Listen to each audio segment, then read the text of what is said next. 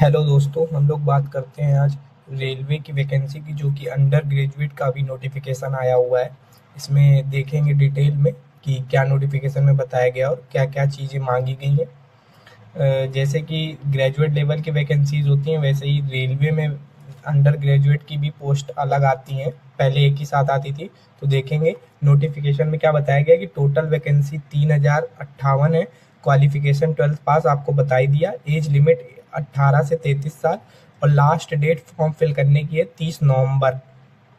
ठीक है। और कल से फॉर्म मतलब 28 से फॉर्म स्टार्ट हो रहे हैं, आप फिल कर सकते हैं। इसके बाद हम लोग देखेंगे कि इसमें क्या क्या चीज़ें मांगी गई हैं, जैसे कि एलिजिबिलिटी और फॉर्म फिल करने में क्या क्या चीज़ें लगेंगी। तो इसके लिए हम लोग देखेंगे, जैसे इसमें जो पोस्टें हैं, ये आपको बता ही दिया कि कब से फॉर्म कब तक फिल किया जाएगा। इसमें जो पोस्ट होती हैं वो 7th पे लेवल की जैसे जो पोस्ट है, तो इसमें कौन कौन सी पोस्ट है, 4 तरह की पोस्ट दी गई हुई हैं।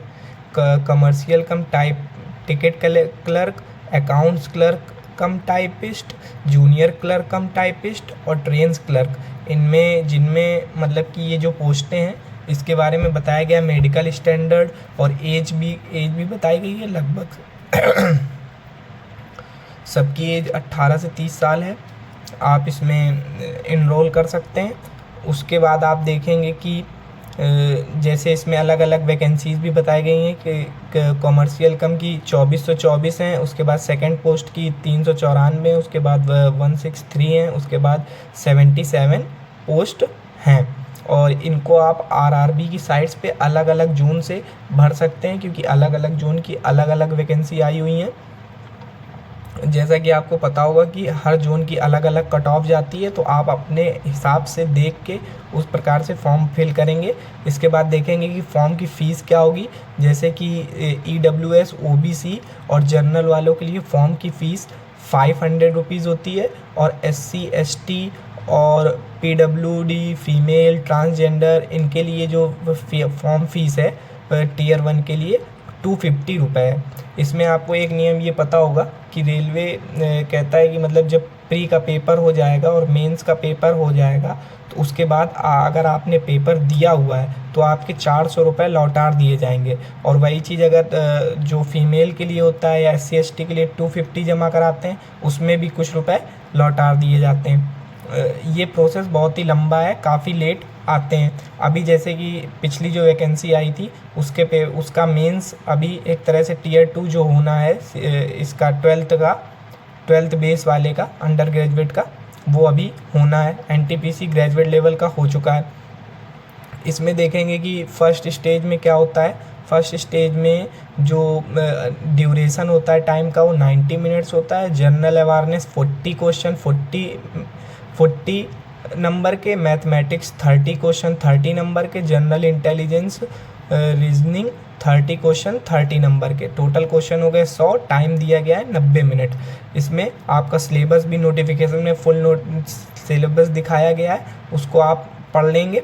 उसके बाद अगर हम बात करें अगर टीयर 2 की, जब आप टीयर 1 क्वालिफाई कर लेंगे, टीयर 1 में इन्होंने अपने उसमें नोटिफिकेशन में बताया हुआ है कि हम 15 गुना मतलब कि जो शॉर्ट लिस्ट करे जाएंगे हर आरआरबी से 15 टाइम्स लोगों को बुलाएंगे, मतलब 15 गुना लोगों को टीयर 1 में ये क्वालिफाई करेंगे। उसके बाद टीयर 2 में बताया गया है कि टीयर 2 में 90 मिनट्स दिए जाएंगे। जनरल अवेयरनेस के 50 क्वेश्चन हो जाएंगे, मैथमेटिक्स के 35 क्वेश्चन हो जाएंगे और रीजनिंग के 35 क्वेश्चन हो जाएंगे। क्वेश्चन हो जाएंगे टोटल 120 और नंबर भी हो जाएंगे 120 और टाइम होगा इसमें 90 मिनट। तो इससे आप ये समझ पा रहे होंगे इसमें स्पीड मांगी गई है।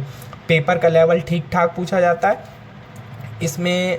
जैसे कि अगर हम लोग इसमें और बात करें कि टीयर 2 के बाद क्या होता है। टीयर 2 के बाद सीधे आपको शॉर्ट लिस्ट किया जाएगा, उसके बाद मेडिकल के लिए बुलाया जाएगा। मेडिकल का जो स्टैंडर्ड होगा, मेडिकल से पहले आपको टाइपिंग वाली जो पोस्ट है उनके टाइपिंग के लिए बुलाया जाएगा। इसके बाद अगर आप बात करें ओबीसी और ईडब्ल्यूएस की, तो उन्होंने नोटिफिकेशन में साफ लिख रखा है कि जो अप्रैल के फर्स्ट अप्रैल के 2025 के बाद का बना होना चाहिए और फॉर्म फिल की डेट के हिसाब से होना चाहिए। मतलब फॉर्म फिल से पहले का बना होना चाहिए और 1 अप्रैल 2025 से के बाद का बना होना चाहिए, ये उन्होंने मांगा है। तो जिनका भी सर्टिफिकेट नहीं बना है वो बनवा लें और आप फॉर्म ज़रूर फिल करें और अच्छे से पढ़ें। Thank you.